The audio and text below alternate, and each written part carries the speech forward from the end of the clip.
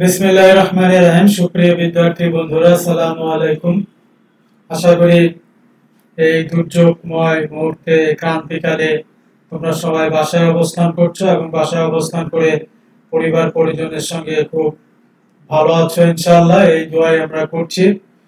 তবে তোমরা এই ক্রান্তিকালের জন্য ক্লাসে আসতে পারছো না, এই জন্য এই ভিডিও ক্লাসের ব্যবস্থা, অনলাইন ক্লাসের ব্যবস্থা।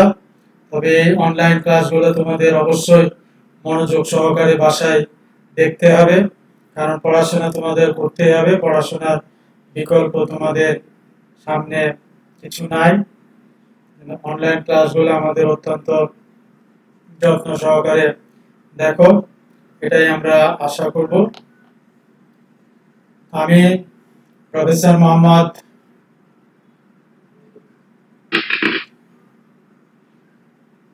মঈনুদ্দিন, বিভাগীয় প্রধান, ইসলামের ইতিহাস ও সংস্কৃতি বিভাগ, new government degree college, Rajshahi. আজকে আমাদের পাঠ শিরোনাম উচ্চ মাধ্যমিক শ্রেণীর দ্বিতীয় পত্র, ইসলামের ইতিহাস ও সংস্কৃতি বিষয়ে দ্বিতীয় পত্রের চতুর্থ অধ্যায়, পাঠ 1 ও 4, বাংলায় কোম্পানি শাসন ও ঔপনিবেশিক শাসন। এই অধ্যায়ে, এই দুটো অধ্যায়ে আমরা দুটি ক্লাসে বিভক্ত করেছি। এখন আজকে আমরা প্রথম ক্লাসটি নিয়ে আলোচনা করব। এই প্রথম ক্লাসে আলোচনার বিষয় ইস্ট ইন্ডিয়া কোম্পানির দেওয়ানি লাভ, ফরাইজি আন্দোলন এবং 1857 সালের বিপ্লব ও সংস্কার আন্দোলন সম্পর্কে আমরা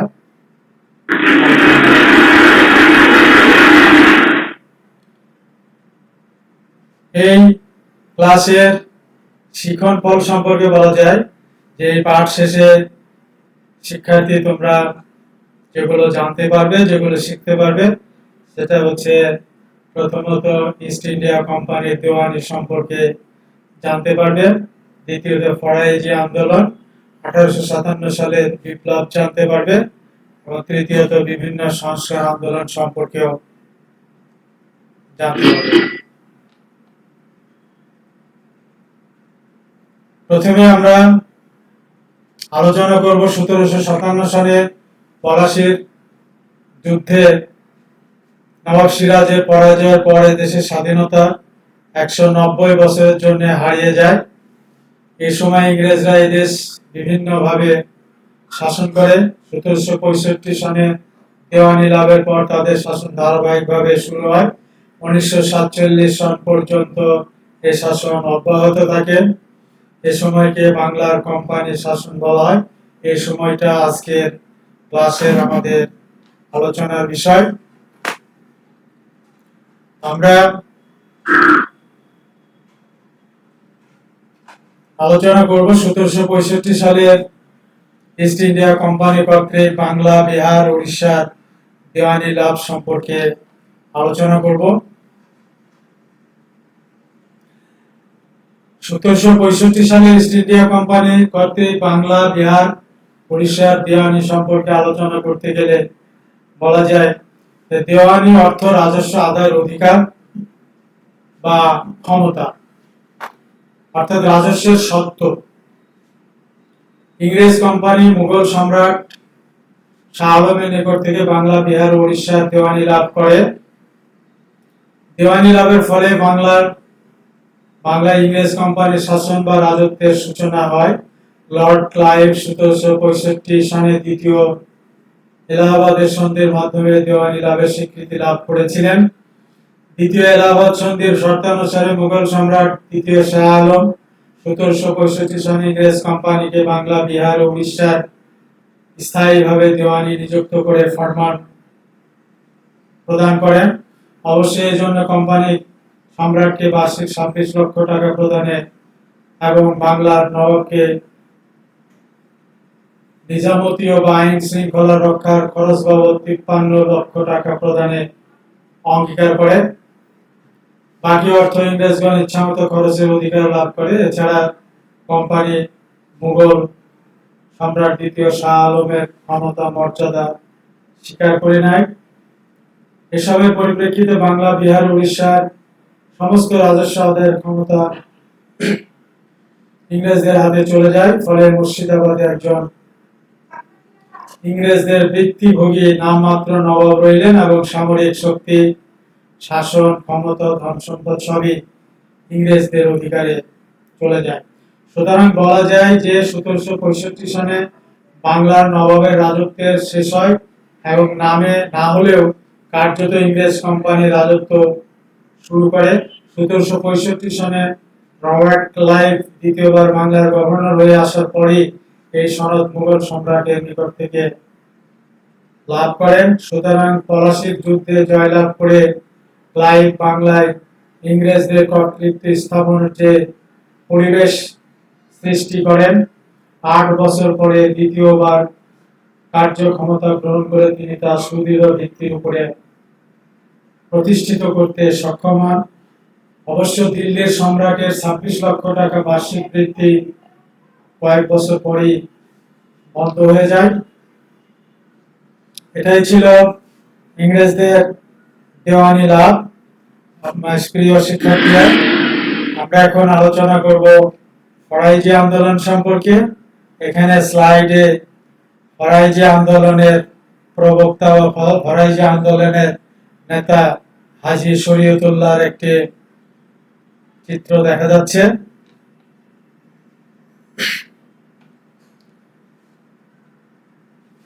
হাজী শরীয়তুল্লাহ প্রবর্তিত ফরাইজি আন্দোলন অর্থ ছিল মুসলমানগণকে ফরায়েজ অর্থাৎ আল্লাহর আদেশ সমূহের ভিত্তিতে জীবন ব্যবস্থা গড়ে তোলা।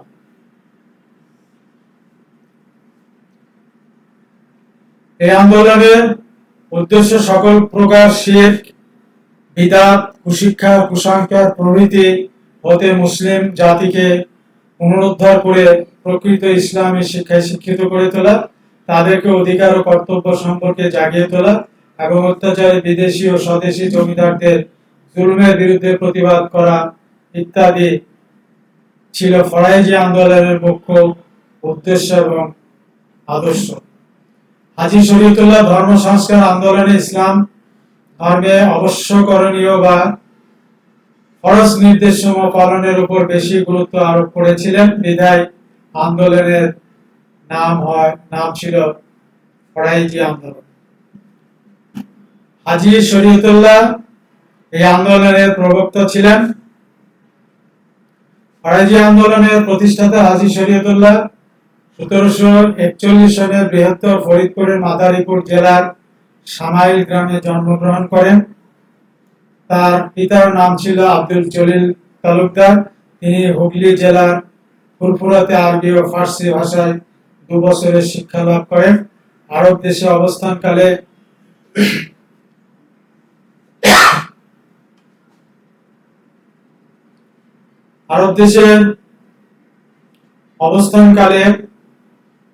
তিনি এসব বিষয়ের উপরে অত্যন্ত নজর দেন। সেখানকার ওয়াহাবি আন্দোলনের নেতা মোহাম্মদ ইবনে আব্দুল ওয়াহাবের সংস্পর্শে আসেন এবং সংস্কারের চেতনা লাভ করেন। এরপরে 1928 সনে তিনি বাংলায় ফিরে এসে তার মতবাদ প্রচার করেন, যা ফরাইজি আন্দোলনের রূপ লাভ করে। হাজী শরীয়তুল্লাহ বাংলার মুসলমান সমাজে নানাবিধ কুসংস্কার, অন-ইসলামিক রীতিনীতি লক্ষ্য করেন। জন্ম, মৃত্যু, বিয়ে, সামাজিক উৎসব উপলক্ষে তারা অসংখ্য পূর্ব ধর্মজাত অমুসলিম আচার অনুষ্ঠান পালন করতে থাকে। তিনি মুসলমান জাতিকে অন-ইসলামিক কার্যকলাপ পরিহার করার আহ্বান জানালে স্বল্প সময়ের মধ্যে এই আন্দোলন ফরিদপুর, ঢাকা, বাকেরগঞ্জ, ময়মনসিংহ, কুমিল্লা, ত্রিপুরা প্রভৃতি অঞ্চলে জনপ্রিয়তা লাভ করে। হাজী শরীয়তুল্লাহ এদেশে ইংরেজদের রাজত্বকে ঘৃণার চোখে দেখতেন। ইংরেজ শাসনাধীন এদেশকে তিনি দারুল হরব বা বিধর্মীদের রাজা বলে মনে করতেন। হাজী শরীয়তুল্লাহ অনেক মতবাদ মুসলিম নেতা বিরোধীরা মুসলিম নেতা বিরোধিতা করেন। মাওলানা কেরামত আলী জৌনপুরী দেশকে হারুল হরব না বলে দারুল আমন বা নিরাপত্তার দেশ বলার পক্ষে যুক্তি উত্থাপন করেন এবং ইংরেজদের সাথে সদ্ভাব বজায় রাখার পরামর্শ দেন। এছাড়া স্থানীয় জমিদারগণ ফরাইজি আন্দোলনের বিরোধিতা শুরু করেন। অত্যাচারী জমিদারদের ও নীলকরদের হাত থেকে তিনি তার অনুসারীদের রক্ষা করবার জন্য একটি লাঠিয়াল বাহিনী গঠন করেন এবং এর সেনাপতি নিয়োগ করেন সুযোগ্য শিষ্য জালালউদ্দিন মোল্লাকে।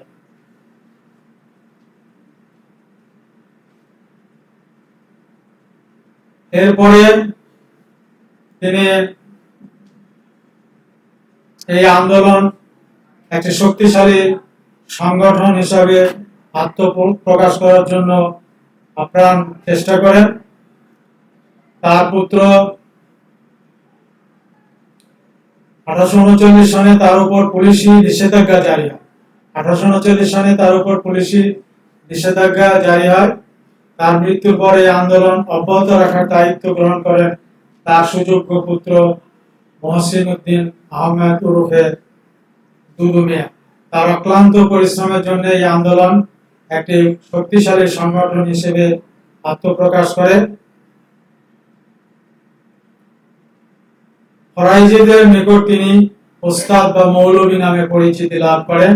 1862 সনে তিনি মৃত্যুবরণ করেন। শেষে বলা যায় যে এই আন্দোলন বাংলার মুসলমানদের বিদ্যমান কুসংস্কার দূর করে বাণিজ্যে সামাজিক ক্ষেত্রে চেতনাবোধ গঠিত করেছিল, এতে কোনো সন্দেহ নাই। এরপরে আমরা আলোচনা করব তিতুমির সম্পর্কে। তিতুমির, শহীদ তিতুমির, তার যে তিনি বাঁশের কেল্লা তৈরি করেছিলেন তার একটি চিত্র এখানে দেখা যাচ্ছে। পাশে তিতুমিরেরও একটি চিত্র আমরা এখানে দেখছি।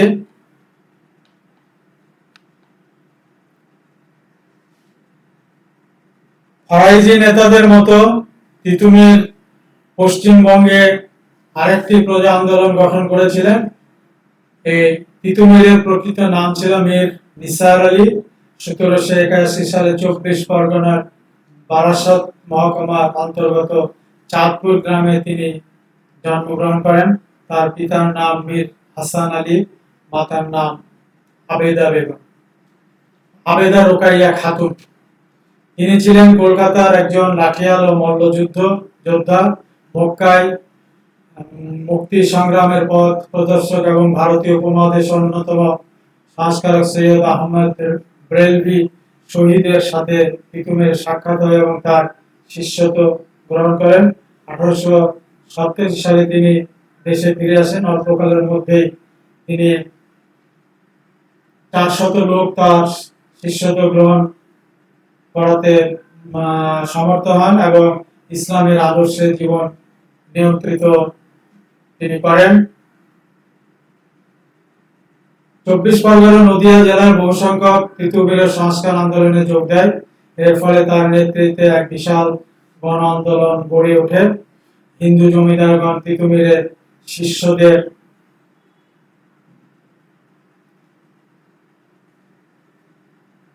দাড়ির উপর জন প্রতি 2.5 টাকা হারে খাজনা ধার্য করেন এবং তা আদায় করেন বাধ্যতামূলকভাবে। তারা মুসলমানদের মসজিদ পর্যন্ত পুড়িয়ে দেয়। এই ঘটনার প্রতিবাদে থানায় মামলা করা হলে দারোগা বাবু একে ভিত্তিহীন এবং বানোয়াট বলে আখ্যায়িত করেন।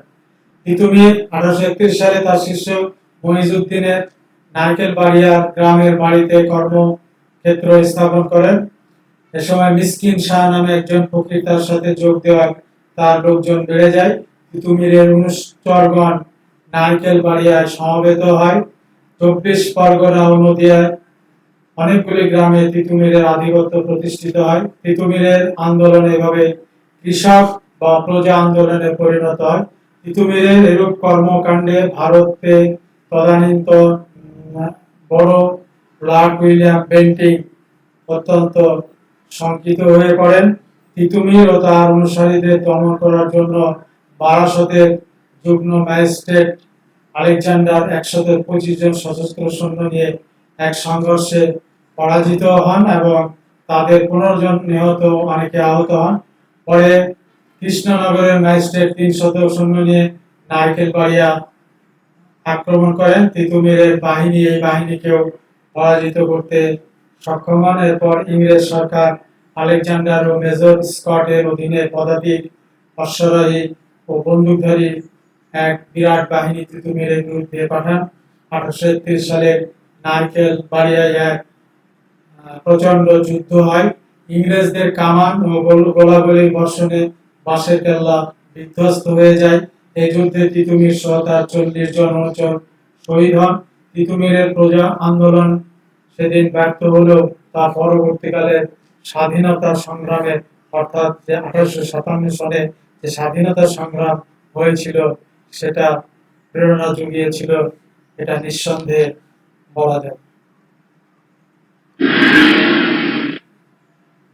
বিদ্যার্থীরা, আমরা এখন আলোচনা করব 1857 সালের মহাবিদ্রোহ এবং এই মহাবিদ্রোহ পিছনে কি কারণ ছিল সেগুলি সম্পর্কে আমরা আলোচনা করব। 1857 সালের যে মহাযুদ্ধ, এই যুদ্ধের বেশ কিছু কারণ ছিল। যেমন এই কারণগুলো সামাজিক কারণ ছিল, অর্থনৈতিক কারণ ছিল, ধর্মীয়, রাজনৈতিক, সামরিক। মহাবিদ্রোহের ব্যর্থতা এসব এবং এর ফলাফল সম্পর্কে আমরা এই কারণের সঙ্গে সঙ্গে এগুলো সম্পর্কে আজকে আলোচনা করব। 1857 সালের মহাবিদ্রোহের প্রধান কারণগুলি আমরা স্লাইডে এখানে দেখানোর চেষ্টা করেছি। প্রথমে আমরা আলোচনা করব সামাজিক কারণ নিয়ে। জনসন্তোষের কারণে 1857 সালের এই মহাবিদ্রোহের সূত্রপাত ঘটেছিল, তাতে সন্দেহ নাই। এছাড়া 1857 সালের পূর্ব থেকে ভারতীয় সমাজের প্রধান অংশ ছিল কৃষকগণ। তাদের প্রতি ইংরেজদের বিভিন্ন শোষণমূলক নীতি তাদেরকে ইংরেজদের বিরুদ্ধে প্রত্যক্ষ বিদ্রোহের দিকে টেনে দেয়। তাছাড়া 1857 সালের পূর্ব থেকে ভারতীয় সমাজের একটা প্রধান অংশ ছিল সিপাহী। সে সময় কৃষকদের দুরবস্থা সিপাহীদের প্রভাবিত করত, কারণ সিপাহীরা এই কৃষকদেরই সন্তান ছিলেন। দ্বিতীয় কারণ হচ্ছে অর্থনৈতিক কারণ। 1857 সালের পূর্বে ইংরেজদের ভূমি রাজস্ব ব্যবস্থার বিরুদ্ধে প্রতিবাদ জানিয়ে 57,000 সিপাহী 14,000 আবেদনপত্র পেশ করে কোনো ফল পান নাই। ফলে তারা বিদ্রোহের পথ বেছে নেয়। এরপরের কারণটা হচ্ছে ধর্মীয় কারণ। ব্রিটিশ সৈন্যদের ভারতীয় সিপাহীদের যুদ্ধের জন্য ব্রহ্মদেশ, আফগানিস্তান প্রভৃতি দূরদেশে প্রেরণ করা হতো। এতে ধর্ম নষ্ট হওয়ার আশঙ্কায় ব্রাহ্মণ সিপাহীরা ভারতের বাইরে যেতে বা চাকরি করতে অস্বীকৃতি জ্ঞাপন করে এবং বিদ্রোহের দিকে ঝুঁকে পড়ে। রাজনৈতিক কারণ হিসেবে বলা যায়, লর্ড ডালহৌসির সত্য বিলোপ নীতির দ্বারা ব্রিটিশ সরকার সাতরা, ঝাঁসি প্রভৃতি রাজ্য সাম্রাজ্যভুক্ত করার এসব হিন্দু শাসক কর্মচারী প্রজাদের মধ্যে অসন্তোষ দেখা দেয়। এছাড়া ডালহৌসি প্রস্তাব করেন যে মুঘল সম্রাট দ্বিতীয় বাহাদুর শাহের মৃত্যুর পর মুঘল বংশের সম্রাট উপাধি রহিত করা হবে।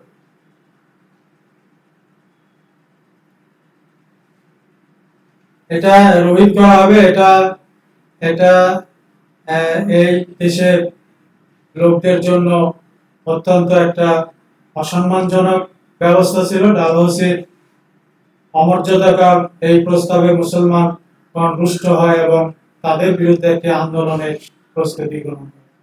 এরপরে সামরিক কারণ হিসাবে বলা যায়, 1856 সালে ইংরেজদের অনেক সৈন্য চীন, পারস্য প্রভৃতি অঞ্চলে প্রেরিত হয়েছিল। ফলে ভারতে তাদের সৈন্য সংখ্যা হ্রাস পাওয়াতে এদেশের সিপাহীরা স্বাধীনতার জন্য বিদ্রোহ করতে উৎসাহিত হয়েছিল। এছাড়া ইংরেজদের চাকরিতে দেশীয় সিপাহীদের চেয়ে ইংরেজ সৈন্যদের বেতন বেশি দেওয়াতে সিপাহীরা ক্ষুব্ধ হয়ে ব্রিটিশ বিরোধী হয়ে ওঠে। তাছাড়া 1857 সালে জানুয়ারি মাসে এনফিল্ড নামক এক প্রকার বন্দুক সৈন্যদের ব্যবহারের জন্য দেওয়া হয়। এই কার্তুজ তৈলাক্ত এবং বন্দুকে পোড়ার সময়ে এক প্রান্ত দাঁতে কাটতে হতো। জনরব উঠে হিন্দু ও মুসলিমদের ধর্মীয় অনুভূতিতে আঘাত দেওয়ার জন্য কার্তুজে গরু এবং শুকুরের চর্বি রেখে দেওয়া হতো। সিপাহীদের মনে যে পঞ্জীভূত অসন্তোষ ছিল তা কার্তুজের ঘটনায় অগ্নিস্ফুলিঙ্গের মতো প্রকাশ পায়। এই মহাবিদ্রোহ যদিও সংগঠিত হয়েছিল, কিন্তু এটা সফলতা অর্জন করতে পারেনি। সফলতা অর্জন না করার পিছনে বেশ কিছু কারণ ছিল। এটা যে ব্যর্থ হয়েছিল, এটা ব্যর্থতার মূলে যেসব কারণ ছিল তাদের মধ্যে উল্লেখযোগ্য ছিল কোনো সুগঠিত নেতৃত্বের দ্বারা এটা পরিচালিত হয়নি, অর্থাৎ নেতৃত্বের অভাবে এই মহাবিদ্রোহের ব্যর্থতার অন্যতম একটি কারণ ছিল। এছাড়া অস্ত্রের অভাব, দেশীয় রাজন্যবর্গের বিশ্বাসঘাতকতা, যোগাযোগ ব্যবস্থার উপর ব্রিটিশদের দখল, ব্রিটিশদের কঠোরতা ইত্যাদি এই আন্দোলন বা বিদ্রোহ ব্যর্থতার কারণ ছিল। তবুও এর বেশ কিছু গুরুত্ব এবং ফলাফল ছিল। 1857 সালের মহাবিদ্রোহের ফলে ইংরেজ ইস্ট ইন্ডিয়া কোম্পানি শাসনের অবসান ঘোষণা করে 1857 সালের নভেম্বর মাসের 1 তারিখে ইংল্যান্ডের মহারানী ভিক্টোরিয়া এক ঘোষণা পত্রের দ্বারা ভারতের শাসনতন্ত্র স্বহস্তে গ্রহণ করেন। অর্থাৎ এতদিন কোম্পানির হাতে এর শাসন ব্যবস্থা ছিল, এই মহাবিদ্রোহের পরে এটা সরাসরি ইংল্যান্ডের মহারানী ভিক্টোরিয়া স্বহস্তে গ্রহণ করেন। ফলে তখন থেকে ভারতের গভর্নর জেনারেল ব্রিটিশ প্রতিনিধি হিসেবে ভারতের শাসনের দায়িত্ব পান। মহাবিদ্রোহের ফলে সত্যবিলোপ নীতির অবসান ঘটানো হয়। এই মহাবিদ্রোহের ফলে ব্রিটিশগণ বিদ্রোহের অভিযোগে মুঘল সম্রাট দ্বিতীয় বাহাদুর শাহকে রেঙ্গুনে নির্বাসিত করেন। 1857 সালের মহাবিদ্রোহ একটি স্বাধীনতা সংগ্রাম ছিল, যদিও ইংরেজগণ একে স্বাধীনতা সংগ্রাম বলতে একেবারেই নারাজ, কারণ তাদের মতে এই বিদ্রোহ প্রতিভয় বিপদগামী সিপাহী দ্বারা পরিচালিত হয়েছিল বিধায় তা সিপাহী বিদ্রোহ নামে তাদের কাছে পরিচিত।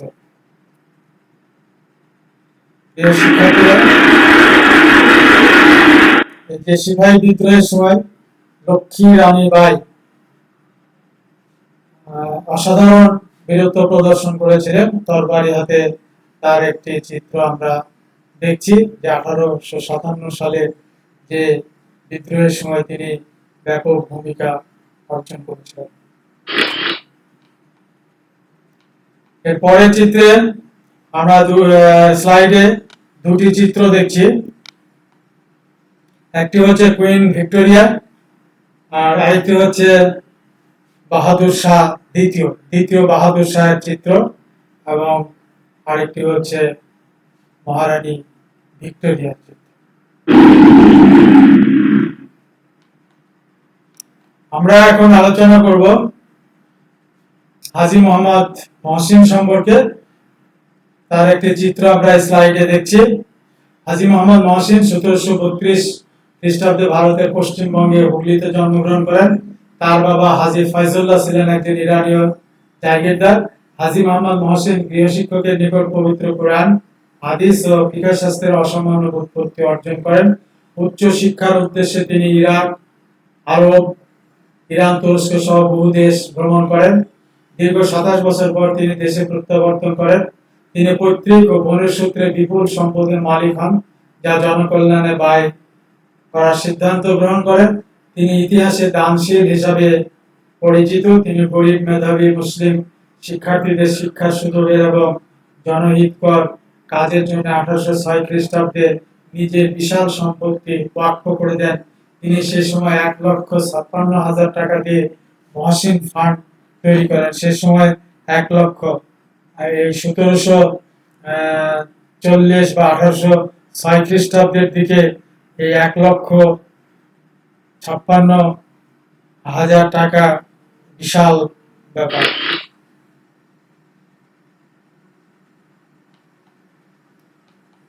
প্রিয় শিক্ষার্থীরা, এখন আমরা আলোচনা করব নবাব আব্দুল লতিফ সম্পর্কে। নবাব আব্দুল লতিফ 1857 সালে মহাবিদ্রোহ পরাজয়ের ফলে রাজনৈতিক ক্ষমতা থেকে বিচ্যুত হয়ে মুসলমানরা চাকরি, জমিদারি ইত্যাদি হারিয়ে বিত্তহীন কৃষক শ্রেণীতে পরিণত হয়েছিল। মুসলমানরা ইংরেজ শাসন গ্রহণ করতে পারেনি, তারা ইংরেজ শিক্ষাও গ্রহণ করেনি। এদেশে ইংরেজি শিক্ষা চালু হলে হিন্দুরা এই শিক্ষা গ্রহণ করে এবং তা থেকে উপকৃত হয়। জাতীয় জীবনের সন্ধিক্ষণে সরকারের সঙ্গে সহযোগিতা এবং পাশ্চাত্য শিক্ষা যে তাদের জন্য অপরিহার্য, এই বিশেষ বাণী ও ব্যবস্থা কর্মপন্থা নিয়ে এগিয়ে আসেন বাংলার দুই কৃতি সন্তান নবাব আব্দুল লতিফ ও সৈয়দ আমির আলী। এদের কর্মপ্রচেষ্টায় বাংলায় মুসলমানদের মধ্যে পুনর্জাগরণের সূত্রপাত হয়। আব্দুল লতিফের পরিচয় সম্পর্কে বলা যায়, 1828 সালে ফরিদপুর জেলার রাজাপুর গ্রামের এক সম্ভ্রান্ত কাজী পরিবারে আব্দুল লতিফ জন্মগ্রহণ করেন। তিনি কলকাতা মাদ্রাসায় ইংরেজি বিভাগে শিক্ষা লাভ করেন। 1848 সালে কলকাতা মাদ্রাসায় ইংরেজি আরবির অধ্যাপক হিসেবে দায়িত্ব পালন করেন। 1849 সালে তিনি ডেপুটি ম্যাজিস্ট্রেট হিসেবে সরকারি চাকরি গ্রহণ করেন এবং নিজ যোগ্যতা বলে 1877 সালে কলকাতা প্রেসিডেন্সি ম্যাজিস্ট্রেট পদে উন্নীত হন। 1884 সালে তিনি চাকরি থেকে অবসর গ্রহণ করেন। তিনি তার কর্মজীবনের কৃতিত্বের স্বীকৃতি স্বরূপ সরকার কর্তৃক প্রথম নবাব এবং পরে নবাব বাহাদুর উপাধিতে ভূষিত হন। তারই প্রচেষ্টায় নিজ চাষ কৃষকদের ইচ্ছাধীন করা হয়। তিনি লক্ষ্য করেন যে ইংরেজি শিক্ষা বর্জন এবং সরকারের সঙ্গে অসহযোগিতায় মুসলমানদের অধঃপতনের মূল কারণ। তিনি তাদের শিক্ষা ও বৈশ্বিক উন্নতিকল্পে দ্বিবিধ বা দুই রকম কর্মপন্থা অবলম্বন করেন। প্রথমত হচ্ছে মুসলমানদেরকে ব্রিটিশ শাসনের প্রতি অনুগত করা এবং দ্বিতীয়ত তাদের মধ্যে ইংরেজি শিক্ষা প্রসারের ব্যবস্থা করা। নবাব আব্দুল লতিফ বাংলার মুসলমানদেরকে শিক্ষার মাধ্যমে জাগিয়ে তোলার চেষ্টা করেছিলেন। তার প্রচেষ্টায় ঢাকা, রাজশাহী, চট্টগ্রাম প্রভৃতি স্থানে মুসলমানদের শিক্ষার জন্য সরকারি সাহায্যে কয়েকটি মাদ্রাসা স্থাপিত হয়। এই সকল শিক্ষা প্রতিষ্ঠানগুলোতে ধর্মীয় শিক্ষার সাথে সাথে আধুনিক শিক্ষা প্রবর্তনের ব্যবস্থা করা হয়। আব্দুল লতিফ মুসলমানদের জন্য সরকারের নিকট উচ্চ শিক্ষা ব্যবস্থার দাবি জানান, যার ফলে 1854 সালে হিন্দু কলেজ প্রেসিডেন্সি কলেজে রূপান্তরিত হয় এবং সকল সম্প্রদায় ও শ্রেণীর ছাত্রদেরকে কলেজে অধ্যয়নের সুযোগ দেওয়া হয়। মহসিন ফান্ডের টাকা হুগলি কলেজ ও স্কুল প্রতিষ্ঠিত হয়। নবাব আব্দুল লতিফ সরকারের নিকট দাবি করলেন যে দাতার ইচ্ছা অনুযায়ী মহসিন ফান্ডের টাকা কেবল মুসলমানদের শিক্ষার জন্যই ব্যয় করা হোক। অবশেষে মহসিন ফান্ডের টাকা শুধুমাত্র মুসলমানদের শিক্ষার কাজে ব্যয়ের জন্য ব্যবস্থা করা হয়। 1863 সালে কলকাতায় Mohammedan literary society of Calcutta বা কলকাতা মুসলিম সাহিত্য সমিতি প্রতিষ্ঠা করেন। এই সংগঠন মুসলমানদেরকে শিক্ষার প্রতি আগ্রহী করে তুলতে কাজ করত। এটা ভারতীয় মুসলমানদের সর্বপ্রথম সমিতি। 1893 সালে তিনি মৃত্যুবরণ করেন। পরে আমরা আলোচনা করব সৈয়দ আমির আলী সম্পর্কে। সৈয়দ আমির আলীর একটি চিত্র এখানে দেখা যাচ্ছে স্লাইডে। সৈয়দ আমির আলী ভারতীয় মুসলমানদের মধ্যে রেনেসাঁ আন্দোলন সৃষ্টি করা সৈয়দ আমির আলীর জীবনের প্রধান ব্রত হয়ে উঠেছিল। তিনি বহু বছর কলকাতা হাইকোর্টের বিচারপতি পদে অধিষ্ঠিত ছিলেন। নবাব আব্দুল লতিফ ও সৈয়দ আমির আলী গঠনমূলক কার্যাবলী প্রচেষ্টার দ্বারাই মুসলমানদের সামাজিক রাজনৈতিক জীবনে পুনর্জাগরণের পথ প্রশস্ত হয়। 1849 সালের 8 এপ্রিল হুগলি জেলার চুঁচড়ায় আমির আলী জন্মগ্রহণ করেন। তার পিতা সৈয়দ সাদত আলী কলকাতায় আসেন এবং হুগলিতে বসতি স্থাপন করেন। 1873 সালে তিনি লিঙ্কন বিশ্ববিদ্যালয় থেকে ব্যারিস্টারি পাশ করে কলকাতা হাইকোর্টে আইন ব্যবসা শুরু করেন এবং খুব অল্প দিনের মধ্যে প্রথিতযশা আইনজ্ঞ হিসাবে সুনাম অর্জন করেন। 1890 সালে ব্রিটিশ সরকার তাকে কলকাতা হাইকোর্টের বিচারপতি নিয়োগ করেন। 1904 সালে তিনি অবসর গ্রহণ করেন। শিক্ষা ও রাজনৈতিক ক্ষেত্রে জনগণের সেবা করার জন্য তিনি বিলেতে চলে যান এবং সেখানে তিনি স্থায়ীভাবে বসবাস শুরু করেন। তিনি 1877 সালে কলকাতায় সেন্ট্রাল ন্যাশনাল মোহামেডান অ্যাসোসিয়েশন নামে একটি রাজনৈতিক প্রতিষ্ঠান গঠন করেন। সেন্ট্রাল ন্যাশনাল মোহামেডান অ্যাসোসিয়েশনের উদ্দেশ্য সম্পর্কে আমির আলী বলেন, আইনগতভাবে ও নিয়মতান্ত্রিক পন্থায় ভারতীয় মুসলমানদের কল্যাণের জন্য চেষ্টা করার উদ্দেশ্যে এই সমিতি গঠিত হয়েছে। সেন্ট্রাল ন্যাশনাল মোহামেডান অ্যাসোসিয়েশন 200 সদস্য নিয়ে আরম্ভ হয় এবং অল্প কয়েক বছরের মধ্যে তা জনপ্রিয় হয়ে ওঠে। সৈয়দ আমির আলী সমিতির কর্মসূচির নির্বাচিত হন। সৈয়দ আমির আলী সমিতির কর্মসূচি নির্বাচিত হন। এর সদস্যগণ সাধারণত শিক্ষিত মধ্যবিত্ত শ্রেণীর লোক ছিলেন। সৈয়দ আমির আলী বিলেতে গিয়ে সেখানে স্থায়ী বসবাস ব্যবস্থা করলে ভারতীয় মুসলমানদের কথা তিনি কোনোদিন ভুলে যাননি। সেন্ট্রাল ন্যাশনাল মোহামেডান অ্যাসোসিয়েশন মুসলমানদের প্রথম রাজনৈতিক প্রতিষ্ঠান। পাশ্চাত্য জগতের কাছে ইসলাম ধর্মের বিজ্ঞানসম্মত বিশ্লেষণ ও মূলনীতি প্রচারের উদ্দেশ্যে তিনি কয়েকখানি পাণ্ডিত্যপূর্ণ গ্রন্থ রচনা করে ইতিহাসে অমর হয়ে আছেন। এ বিষয়ে তার মহৎ কীর্তির মধ্যে the spirit of Islam, life and teaching of the prophet, a short history of the Saracens প্রভৃতি গ্রন্থ উল্লেখযোগ্য। প্রিয় শিক্ষার্থী বন্ধুরা, আমাদের মূল আলোচনাগুলো এ পর্যন্ত ছিল। আমরা উচ্চ মাধ্যমিক শ্রেণীর ক্লাসের নিয়ম অনুযায়ী ক্লাসে যেটা করে থাকি, একক কাজ দেই তোমাদের। এখানেও যেহেতু তোমরা ক্লাসে নাই, বাড়িতে আছো, এগুলো এই একক কাজগুলো বাড়িতে করার চেষ্টা করবা, এটা প্র্যাকটিস রাখবা। এই একক কাজে কিছু প্রশ্ন দেখানো হচ্ছে স্লাইডে। প্রশ্নগুলো প্রথমে একটি প্রশ্ন দেখানো হচ্ছে, ইস্ট ইন্ডিয়া কোম্পানি কখন গঠিত হয়েছিল? ইস্ট ইন্ডিয়া কোম্পানি কখন গঠিত হয়েছিল? এর উত্তর তোমরা অবশ্যই পারবা। আরেকটি প্রশ্ন দেখানো হচ্ছে, তিতুমিরের প্রকৃত নাম কি? এটার উত্তর অবশ্যই দিতে পারবা। আরেকটি প্রশ্ন এখানে আছে, সেটা হচ্ছে কংগ্রেস প্রতিষ্ঠিত হয় কত সালে?